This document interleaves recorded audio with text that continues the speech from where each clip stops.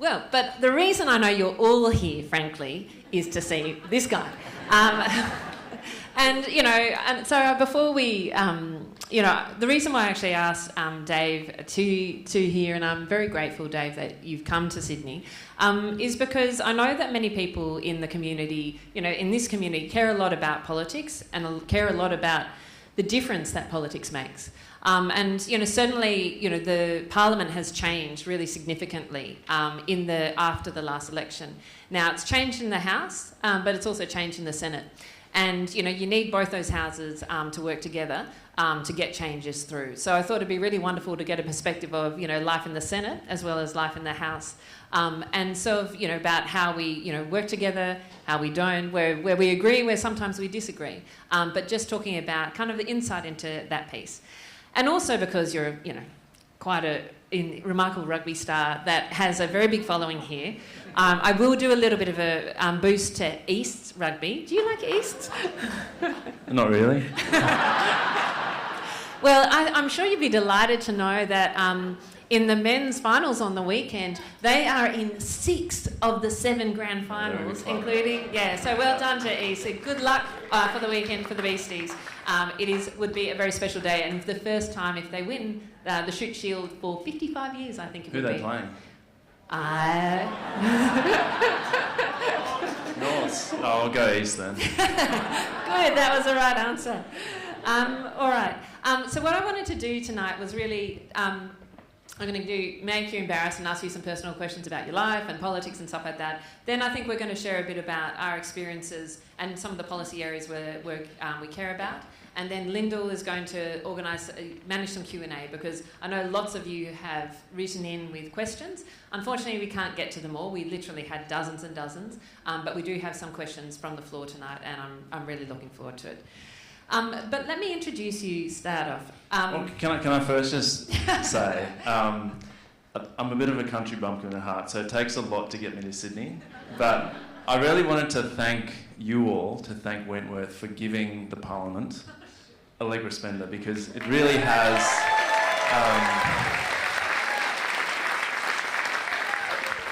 being in there, you look around and you see the sense that people like Allegra are speaking, and I think a bunch of the other independents, and it makes it a lot more fun and enjoyable in that place. But please don't read the whole bio out. I'm going to take my revenge on you, David, and read out your bio. Well, thank you. That was very kind. So David was born in Zimbabwe, and you moved to Australia when you were 14. You were, before politics, most famous for your incredible rugby career, including being captain of the Wallabies. There are lots of rugby fans in the audience tonight. Please give me a wave if you are a rugby fan, and this is really the reason why you've turned up tonight. It's a tough time for Wallabies fans. No. You've had lots of, but I think it hasn't just been sport. I think you have had so many field achievements that people are less aware of, including founding front runners with your beautiful wife Emma to help athletes speak out about climate change. You have a Masters of Sustainable Agriculture. Yeah, good on you, Emma. And front runners. You have been a powerful advocate on many issues, including marriage equality, and particularly standing up against homophobia in sport. And in 2022, you became the independent senator for the ACT. So it's a pretty, remarkable journey. But tell me firstly, coming to Australia from Zimbabwe, why did you come? What was the story, and how was it? We were farmers in Zimbabwe. Both sides of my family were farming, and as a kid, never dreamed of leaving. It was home, loved the place, it was all I knew. And then late 90s, things really went downhill politically, and farmers were essentially used as a scapegoat. Our farm was taken, a few people in our sort of farming district were killed, and thankfully Mum was a qualified teacher and we managed to get into Australia on a skilled migrant visa, and kind of just left pretty hastily.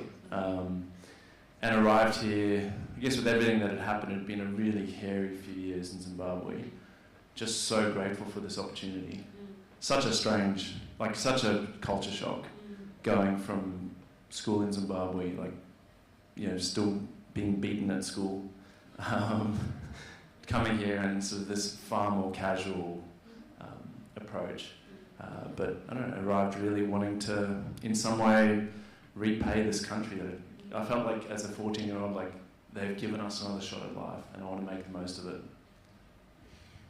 And what, well, beautiful answer. I mean, it's funny, I think, you know, my mum was an immigrant, and I think for her, a different story, so many people here are, but I think that's that sentiment about what Australia has given people, and the sort of safety, security, and those opportunities, I think, are very, that's certainly what my mum taught me.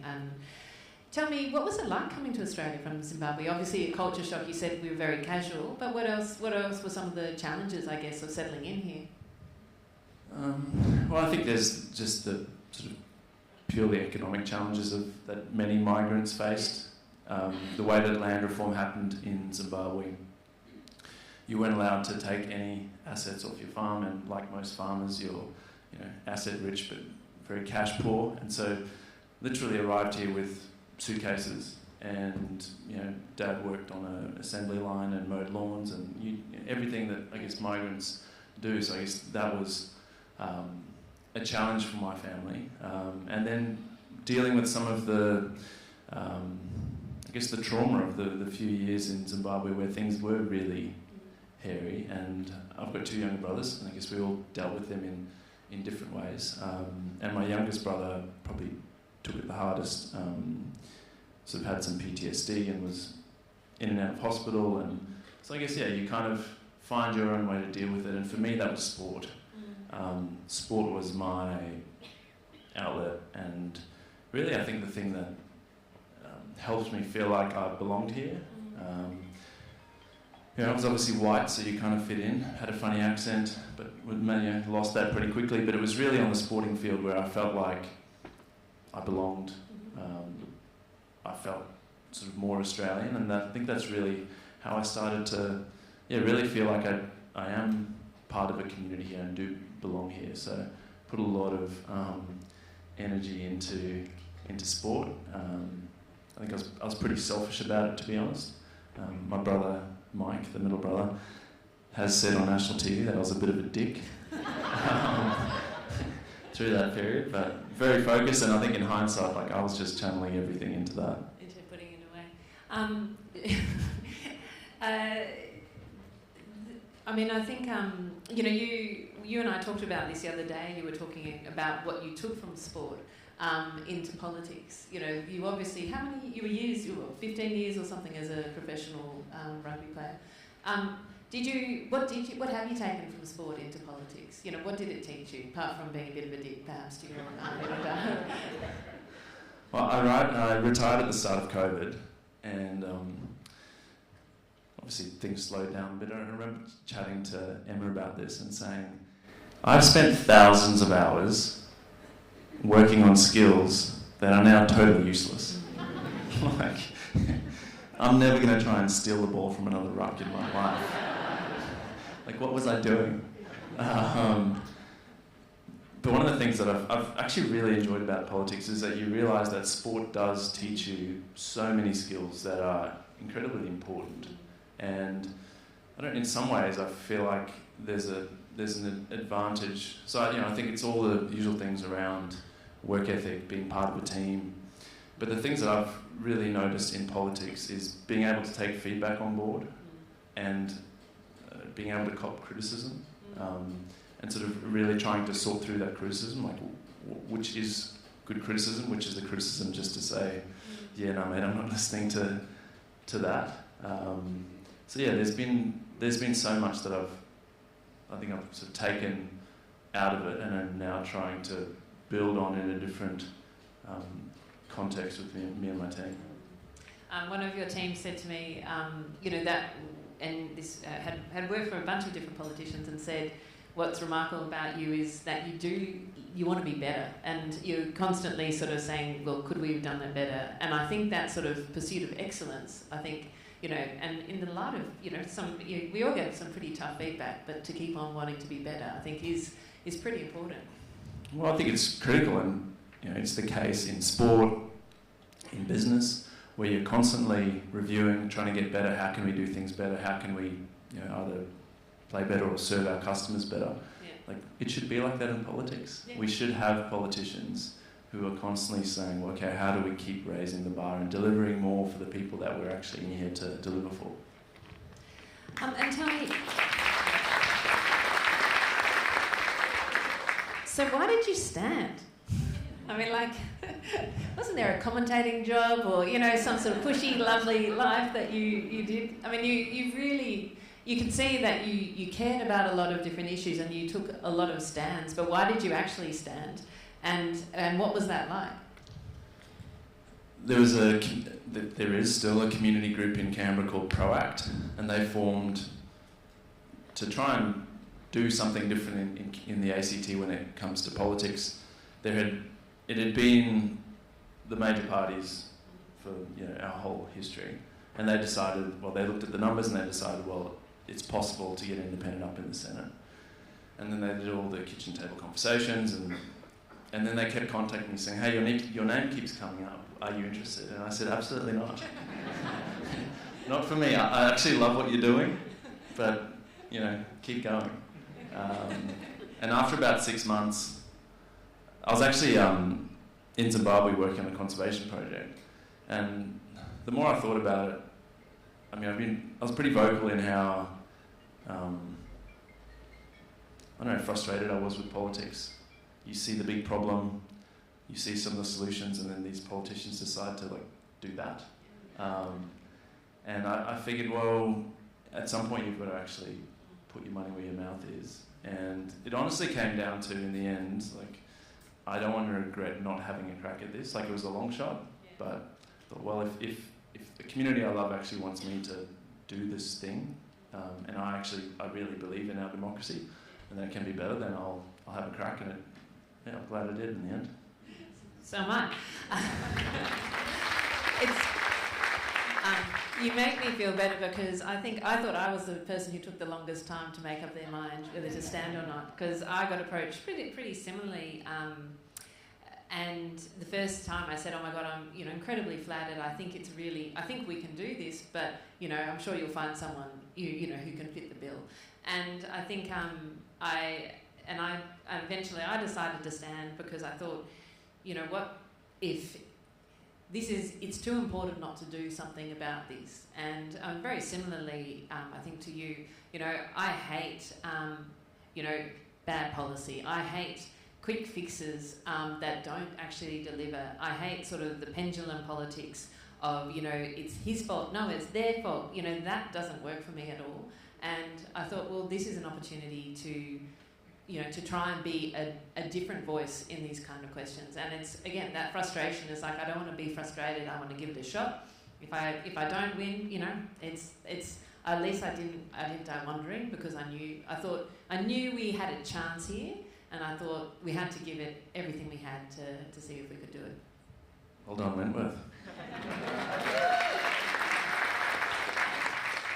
And tell me, before we sort of jump into more of the sort of policies and pieces, what have been, a high or a low, or what have been the highs and lows?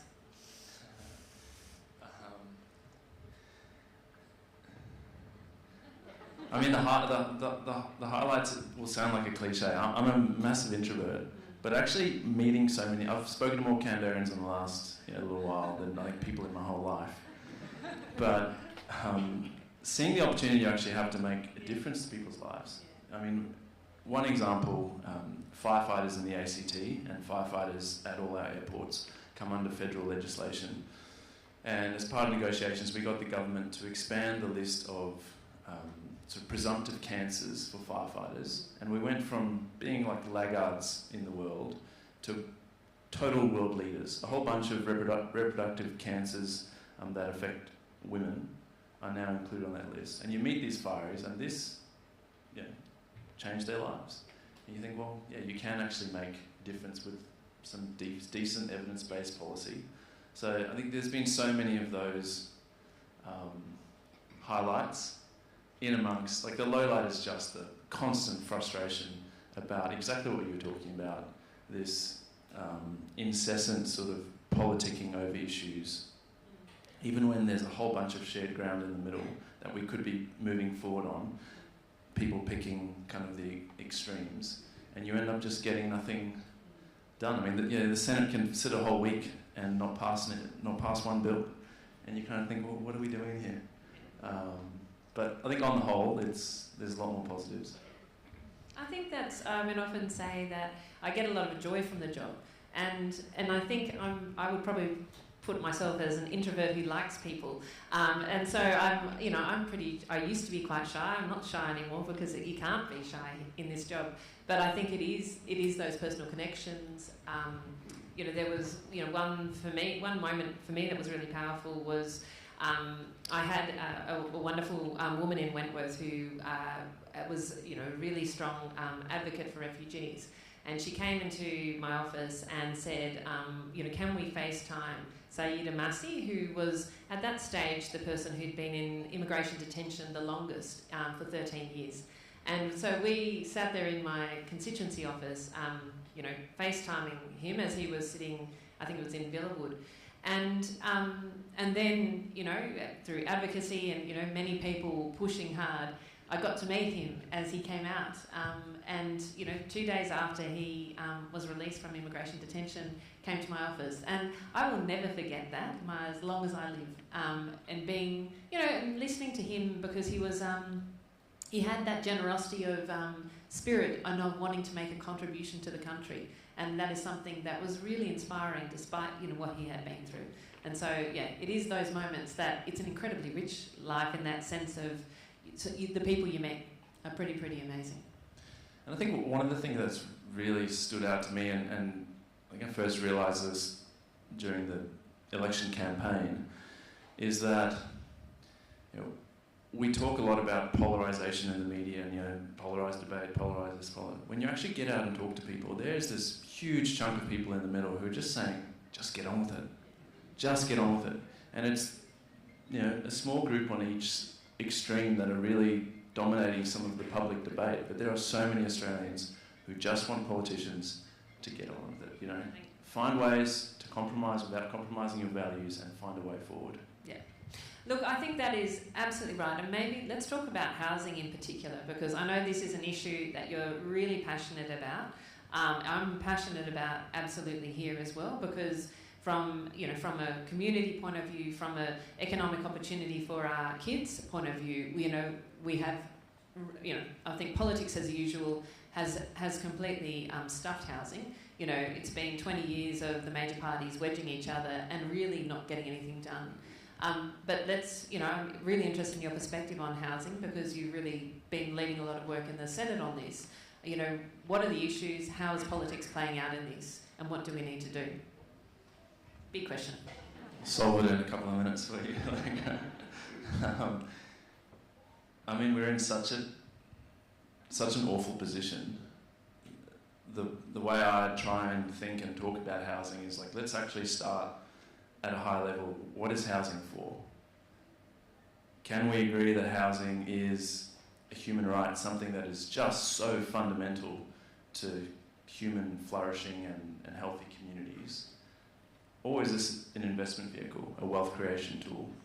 And our tax system, and the tax system dictates so much about our behaviour and what happens in Australia, says that this is an investment vehicle. And so if you look at it that way, the system's actually working really well. If you can get onto the property ladder, it's great. And it's arguably easier to buy your second home than your first, because you can then do that. But that's not what I'm hearing people in the ACT want. And so if that is the case, I think all options have to be on the table. We have to be able to talk about tax. I think you're doing some great work when it comes to actually getting people engaging in tax reform. Then let's actually look at more direct investment in social housing. What access should teachers and nurses and people who really are the lifeblood of communities, what access should they have to affordable housing close to where they live? And I think if we start tackling it that way, we'll have a very different housing system. And to the Labor government's credit, they have a range of programs that are starting to address certain things. I don't think they're up to the scale of the challenge, and I think the real missing piece is sort of the root cause side of things, like let's address tax. I also, one of the things I've noticed you do on housing is try and cut through the kind of the political football of it, and in the Senate, and also bring different groups together. I was really proud to stand up with you and the Property Council and Shelter and other groups just a couple of weeks ago, saying this is sort of fundamental reform that is backed by the industry, but is also backed by those who advocate for homelessness, those who advocate on the social sector side. And I think that's the sort of politics, I'll be honest, that I think we should be doing.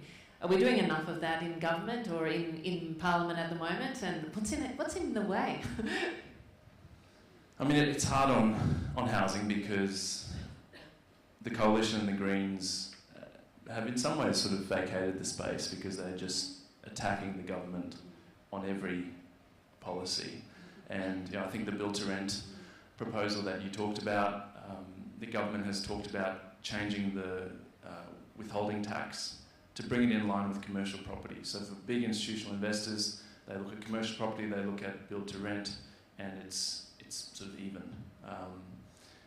Property Council, Community Housing Industry Association and National Shelter, who are not often great friends with the Property Council, have come together and actually proposed what I think is a really good way forward, where you actually lower the withholding tax to 10% in exchange for 10% affordable and truly affordable, and then actually adding some renters' rights to that. So minimum 5-year leases, banning no-cause evictions, and their modelling shows you'd add 105,000 new builds over the next decade, so 10,500 social, not a huge cost to the government. And again, it seems like a pretty common sense way forward, and so really trying, the crossbench is obviously pushing this and trying to get the Coalition and the Greens, or at least one of them, to come to the party.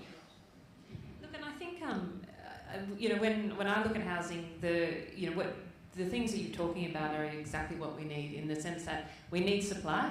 We know that's absolutely critical. We know that in a country like Australia, we only have about 400 dwellings per 1,000 people. In a country like France, we have around 600. We know that supply is absolutely the heart of the unaffordability of housing, but we also need things like renters' rights. Because and those sort of things like those long-term leases, I think, are really important, because people want certainty. That they can have kids at school, they can be close to work. Those sorts of things are absolutely critical, and those are the things I think we should be pushing for, and really pushing in those pragmatic kind of ways in together. It's pretty extraordinary just how few rights renters have. I was talking to some uni students not long ago, and they were saying, middle of winter in Canberra, they move into a place and the heater doesn't work, and they ring up the real estate and say, hey, it's freezing, the heater doesn't work. And they said, the heater's sort of more ornamental, it's not actually a functioning heating system. I'm like, what can you do? The rental market is so tight, you've got nothing you can do there. No, I think that's right. And this is where I think that view of working across state, federal and local government is absolutely critical. Cost of living is certainly an issue here in Wentworth, even though everyone has assumptions about us, but we're a community where 45% of our community rents and 60% live in apartments. So it's a different community to what many people assume. I'm interested, talk about some of the things that matter in Wentworth in terms of cost of living, but what are some of the things that you think should be on the table from a cost of living point of view, and particularly with a sense of what's going on in your community? I mean, Canberra's always seen as the bubble, this incredibly wealthy jurisdiction. We've got one of the highest rates of persistent homelessness in the country. I think 9,000 children living in poverty. And so I think the same thing we're seeing across the country, growing inequality, and I think really worryingly there's growing intergenerational inequality. I mean, some of the things that I've been pushing the government on since, from the election, right, as soon as they got the government, we're pushing them on, were things like household electrification. How do we ensure that everyone benefits? Renters, people in apartments. This is thousands of dollars a year that people could be saving, not a $300 once-off saving, but thousands of dollars every year.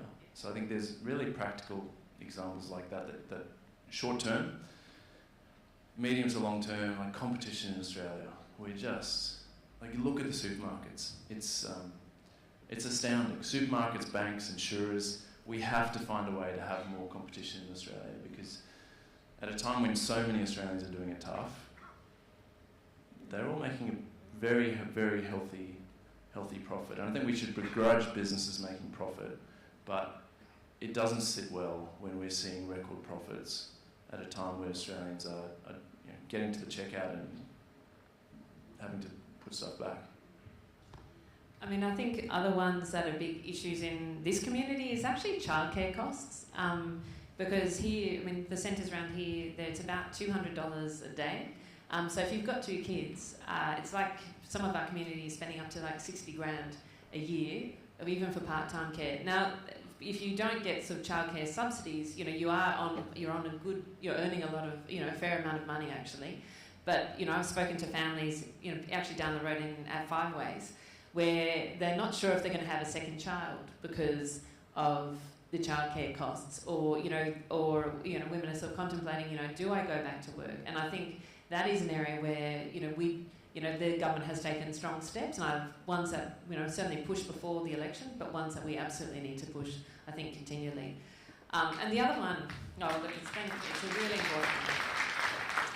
But the other area, I guess, for me, and this is a short-term one, not a short-term one, but one of the biggest challenges to housing growth at the moment is construction costs, because they've gone up by 35% in the last 4 years.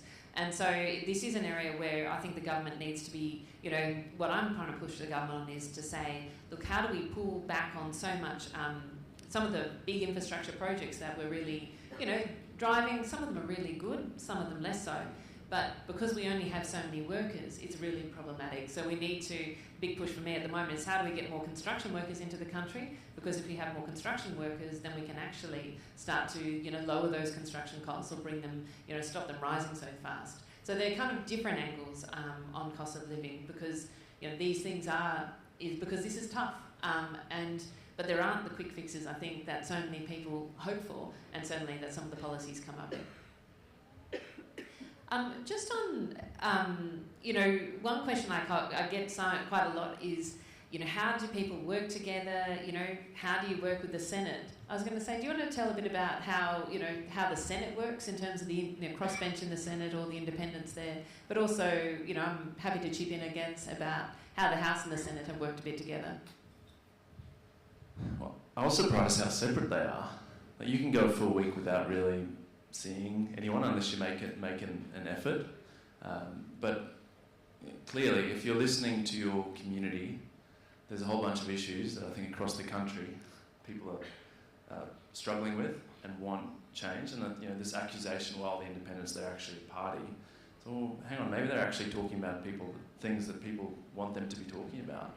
And so I think there's a whole bunch of issues where there's clearly common ground, and there's strength in actually having a big crossbench pushing the government on them, and so clearly work on those sorts of things. But then, I think other ways where your leadership on tax, there's elements of that I'm really interested in, and so sort of learn off that. Some practical ways, if legislation's coming through the House, we're obviously watching to see what happens in terms of amendments, and we'll often say, oh, actually, that's a really good amendment. And I think the government's changed slightly, but at the start, they would kind of say, well, we'll just do amendments in the Senate. And so you would often be negotiating in the Senate, if the crossbench has balance of power, to actually get a lower house independence amendment passed in the Senate. So there is that collaboration. Look, I think that is it. I think people, there was an article in the Australian which was quite entertaining because someone had sent out crossbench minutes, and it was like, the article in the Australian was, ooh, look, the crossbench have, this is what they meet about, and it's like, yes, the crossbench meets. Now the House and the Senate crossbench meet every week in Parliament. We talk about the legislation that's in front of the House, in front of the Senate. We talk about amendments. We sort of share what we think. We don't always agree, but we try and actually at least understand and learn from each other. And I thought that was quite constructive. I was very surprised when the Australian, well, not that surprised, but I thought the Australian might have the wrong end of the stick when they tried to say, see, it's a conspiracy of the crossbench. It's like, no, this is a conspiracy of people seeing that there are difficult issues, bringing different perspectives, listening and learning from each other, and where there is common ground, working together. Yeah. And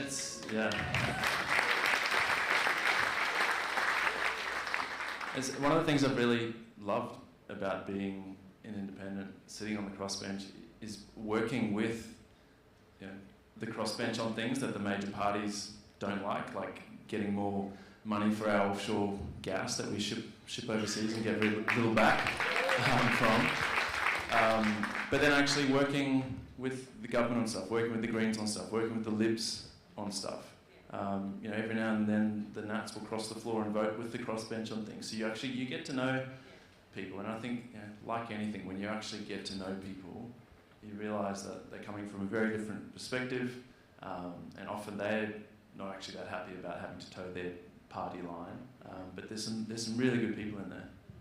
I think that's right. It's just for the people who are wanting to understand what it's like on the crossbench and what the process of politics is. So we, on every Tuesday night, we get a briefing from the government about legislation they're introducing, where the ministers come in and brief all the crossbench, House and Senate, about the legislation. But then on Wednesday, I think it's Wednesday afternoon, we also meet with the opposition, who provide their perspective on legislation as well. And so it's actually, I think, and then the crossbench meets, every week as well. And I think that's what people, I think, do expect from us, which is actually to listen to different sides of arguments and then work together. And I'm with you. I've worked with the government, with the coalition, with the crossbench in the House, the crossbench in the Senate. You find common ground, and I think it's not always obvious, and you don't know. And sometimes that common ground is where you least expect it. And one of the biggest surprises for me was when you're actually voting on bills. There might be 10 different amendments, and then you vote on the final bill. But no one in the major parties knows what you've been voting on. They've got no idea, because it's not their portfolio, so they just kind of get told by the whip, move that side. And then you see the independents there sort of furiously going through their notes. How do I vote on this one? How do I vote on this one? Or going to the advisors box to find out. But definitely don't ask one of the major party people, what are we voting on? I know. Some bill. So the best example of that for me was actually in the House, when there was some of the industrial relations legislation, and where the government was pushing sort of greater union powers to go into workplaces. And I thought, in this case, I said, look, I don't think these are appropriate. So I put forward an amendment that said no, to remove some of those sort of push on those union powers. And then the coalition voted with the government. And I said to Angus Taylor, I said, do you know what you're voting on? And he sort of smirked at me, but they voted against, then they actually tried to put forward a very similar amendment. But again, it's that sort of, I think this is where it is, comes back to, and this is what I guess I've observed in you, is you seem to take things issue by issue on its merits. And I think that is actually something that most people do want you to take, because sometimes people think that all you're trying to do is do a deal to get more something, or rather you want a new stadium or something for Canberra. Is that what you're doing, or is it actually about the legislation? You'd quite like a stadium. It'd be good at some point. We've got the crappiest old stadium in the country. Sorry, maybe that wasn't the best example. No, I mean, my commitment from the election was I'll take each piece of legislation on its merits. I'll do the work of understanding it, consulting, and then I'll use whatever power I may have in negotiations to get better outcomes, either for the ACT or for what I'm hearing people want for the future of the direction we're heading in, and really try and do that each time there's an opportunity. And you mentioned the firefighters and what you achieve for them. What are some of the other kind of things that you're most proud of achieving, in the Parliament as an independent?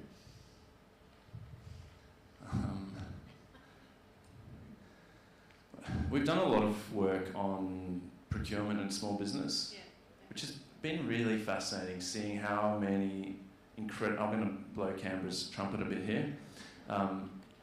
Highest number of startups per capita in the country. I think if you took Wentworth individually, I think we might be that. So many incredible, innovative, and some like truly world-leading companies that often don't get a look in when it comes to government procurement. And you hear them talk about this and they say, we don't want any special treatment, we just want to be able to actually sell to our government. There's a whole bunch of companies who are having to go to sell to the US or the UK and then come back here and say, we're selling to the UK, and the Australian government says, okay, sure. I think the government's doing some good work in that area, again, very slow, and I'd love to see them be a bit bolder. So that's kind of a work in progress, but something that I've really enjoyed engaging on. In terms of sort of outcomes, in the water bill, Canberra sits on the Upper Murrumbidgee. Got about $50 million for the Upper Murrumbidgee. 90 to 99% of its flows are diverted through Snowy Hydro, and ecologically it's just been a disaster. And so working with a whole bunch of First Nations groups, sort of ecologists, environmental groups, really trying to work out how do you balance the needs of Snowy Hydro and electricity generation with the health of this incredible river that is also the water source for Cooma and backup water source for Canberra and a whole bunch of other towns. So that was a really cool one, but maybe that's just because I love the Murrumbidgee. Okay. Look, I think the other ones, some of the ones people ask me this, I think one that I think really came from the crossbench and I'm very proud of was really sort of attention on sexual assault at universities. Yeah, because I think, I know you were really pushing this because there were a lot of ANU students who were really driving this, but, I think we all kind of united around it. I thought that was having a student ombudsman, I think was really important. I think this is a great example of the crossbench working together. A bunch of students came to me about sexual assault and we held a press conference sort of raising the issue and calling on the government to do more. Yourself and a bunch of other crossbenchers came to the press conference. And then you had a meeting with the Education Minister that day. I wasn't there, and you put it to him and said, mate, this is a big issue. And he said, okay, we'll do something. And 2 days later announced a student ombudsman, which is now being set up. And in a day, getting in front of the right minister, and I think he's a good faith actor and wants to do good things. Yeah, that's exactly right. Now, you're absolutely passionate about climate, and I know that's an area that we've worked, so is this community, climate action. And, we talked a little bit about home electrification really at the start, but, I'd love to hear your perspective on, why this is an issue important to you. Why do you think this is so critical in terms of this climate transition? Because you obviously got into politics significantly for climate. Well, I think the climate and biodiversity crises are the thing that anyone in this room, people alive today will be judged on in 50, 100, further down the track, 100 years' time. And it's not looking good. You listen to the scientists, things are bad. But I think there are so many things that we can be doing now, from the big industrial transition, and again, to Labor's credit, there's a whole range of things that they're doing there. The thing that I've seen with household electrification is it's actually something that all of us can be involved in and have to be involved in. And yes, there's the emissions reductions, there's the health benefits of not having gas in your house, but then I think there's the cost savings. And we've seen the data come out on inflation with the government's $300 handout for your electricity bills, actually bringing down inflation. This is anti-inflationary. It's a no-brainer. But I think the the tough thing about it is how do we do this in a way that is actually going to be equitable and is dealing with inequality in our communities. The people who need to save money the most are getting access to it. Because at the moment, if you're wealthy and you can have solar and an EV and maybe a battery, you're laughing. But that's not, 80% of Australians. Look, I think that's right, and I think that that is actually one of the things I think that you and myself and others really pushed, and I think have been valuable, is getting the sort of around $1 billion for household electrification. But frankly, this is an area that we need more on, and I think is going to be it certainly continues to be a priority for me. We've focused on having this people power plant, which has is really about saying how can you drive sort of three elements of the electrification. One is about, exactly as you say, support for houses, particularly renters and apartment dwellers. And it was really exciting actually to launch with the Minister the Bondi battery just a couple of weeks ago. That is a battery, a community battery, right in the heart of sort of apartments and renting community, where individuals, the 1,000 households around that battery can actually benefit from the use of that battery if they don't get to have that battery in their own home for whatever reason. So I think it's those sorts of things I think we really, need to be pushing. But at the same time, get the legislation right to make it easier, to put in those sorts of batteries in your houses. And finally, work with our rural communities to make sure that they are sharing the benefits, I think, of some of the transmission lines and the big renewable energy projects. Because, I've seen the government, not the government, I've seen the coalition particularly trying to, I think, tear us apart in terms of pitting kind of the rural communities against city communities. David Littleproud is constantly doing this, saying, you're trying to destroy regional communities. And I think we have to move to a situation where we say, we need to support regional communities through this transition. We need to make sure that they share the benefits so that when, there are transmission lines, when there are solar and wind projects, that they get cheaper electricity. They get, the regional development, which is so important to them. And we have to do that better. And this has got to be a big part of where we need to push further as we go through this transition. Yeah, I totally agree. I think the incredible Dr. Helen Haynes is doing a lot of work on the regional angle, and her and I got Minister Bowen to get the Australian Renewable Infrastructure Minister? Australian Energy Infrastructure. What are they called? Anyway, an independent statutory body to do basically a listening tour and a real review, and there are genuine concerns. And they have to be dealt with. And as you said, I think community benefit has to happen in those communities. And we've got to find a way to really look after them and deal with, concerns around the aesthetics of some of these beautiful sort of farming areas. Yeah. I think that's right. And I know you got the Senate inquiry up on this issue in particular, which I think really was important. But in terms of, I know that you focused also on the duty of care, and I think this is a really interesting approach to say, how do we think about the environment and climate for the long term? So for those who haven't heard about the duty of care bill, do you want to just give us a quick, overview of it? So Anjali Sharma and a bunch of other young people took the former Environment Minister, Susan Ley, to court, arguing that she had a duty of care to them when it came to climate. And they won the case. It was historic. The government then appealed that and won the appeal. And the judge said, this is a matter for the Parliament, not the judiciary. Basically palmed it onto the Parliament. And talking to Anjali, said, great, well, I'm in Parliament now, so let's make this Parliament's problem.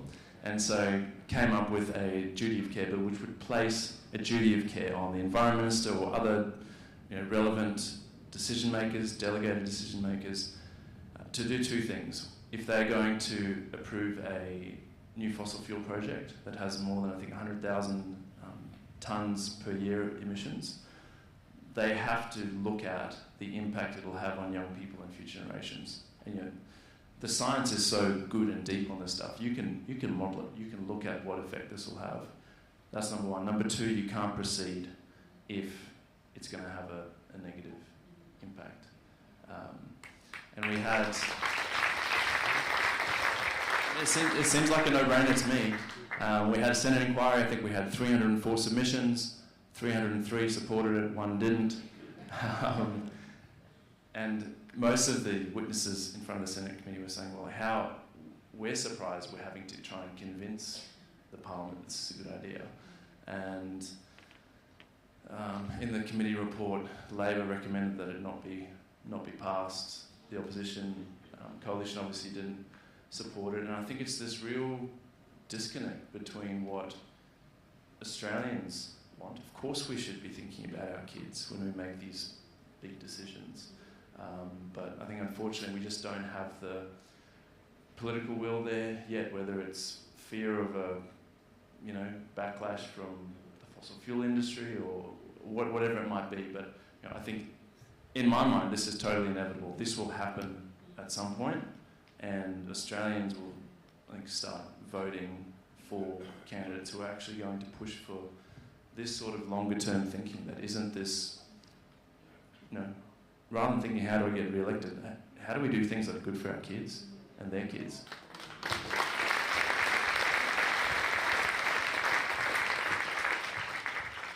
I think you're right. I think if I hear anything, sat down, had a coffee with, a really impressive businesswoman, and she said, look, I want, she said from politics, she said, I want to get the politics out of it. I want the government and the country to be making good decisions for the long term, based on the evidence, listening to the experts, and consulting with the community. And I was like, yeah, I want that too.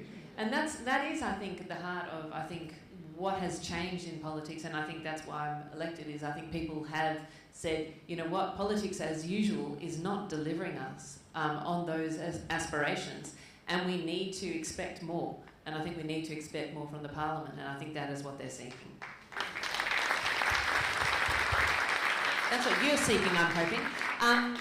Now, I just want, I think we're about to go to questions from the floor, but I just wanted to talk just briefly, anything else on small business, because I know that is an area of real sort of focus and energy. You spoke about the procurement stuff. I do remember, in the IR legislation, working with you on some of the stuff around businesses, and we might have ended up in different places, I think, on the voting on it, but I know that you got sort of some of those legislations improving things for small business. I think, that was one of the things I've actually really enjoyed working with you on, is actually that sort of business piece. Tell me, what else has been on the mind of Canberra businesses, and what are the things that you think are important? Well, I think one of the worrying things is if you look at the cabinet table, I don't think there's anyone with small business experience. And unfortunately, I think it's really showed in the Labor government's last couple of years. There really hasn't been much for small business. And in the industrial relations, it's a really hard thing to try and weigh up these really important changes. Today I think Qantas Hosties finally got a better pay deal. Like, that stuff is so important. But there were a range of carve-outs for small business, because I think that they're not doing the same things as some of these big businesses when it comes to their workers. If you're working for a small business, you go and work for another small business if you don't like it. So there were a range of carve-outs, and I think it was a much fairer bill, or omnibus bills in the end. One of the things we have been pushing the government on is this instant asset write-off. So for the last 10 years, every year the government announces there's a small business instant asset write-off, and it's this new budget line, and they say $250 million for small businesses. I was like, no, you do that every year, so just make it permanent so that people can actually plan. And again, to your thing about Angus Taylor voting against your amendment, which seems to align with their rhetoric, I moved amendments to move the instant asset write-off from $20,000 to $30,000 and make it permanent.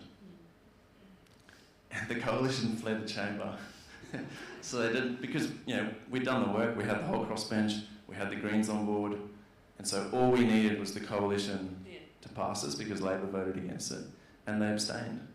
And so you kind of go, well, you're saying you care about small business. They actually had an amendment that was very similar. around the $30,000 thing. So why aren't we seeing that? And I think that's a real frustration. Like, how do you actually give small businesses more certainty? How do you look at things like improving productivity with digitization and actually getting people, I guess, support to improve their systems? These are big investments for small businesses, but would make a huge difference. And so really trying to use those levers in the tax system to try and incentivise it. Yeah, I think that's exactly right, because, that legislation, to get into the weeds a bit, the government announced this instant asset write-off, but they didn't actually pass the legislation. They announced it in the May budget. They didn't pass the legislation until June the following year. And so for a long time, it wasn't really clear whether it was going to go through or not. So people would have made investments based on what they heard the government was going to do, but not really sure whether or not that would have actually been honoured by the government. And I think that is why businesses need certainty. I mean, you're absolutely right. People, they also need access to capital. I've been at the banks, talking through the Economics Committee, speaking to the heads of the big four banks today and tomorrow. And that's a question I'm asking them at the moment, is like, how do we get better access to capital for small businesses in particular? Because that is actually, it's going nowhere in terms of access to capital. It's been flat for the last 5 years, while access to capital for medium and large businesses is growing. And that's, if we're not building our small and medium businesses, in the way, we won't have, the big employers actually of the future. So these are some of, I think, the issues that are really important right now to small businesses.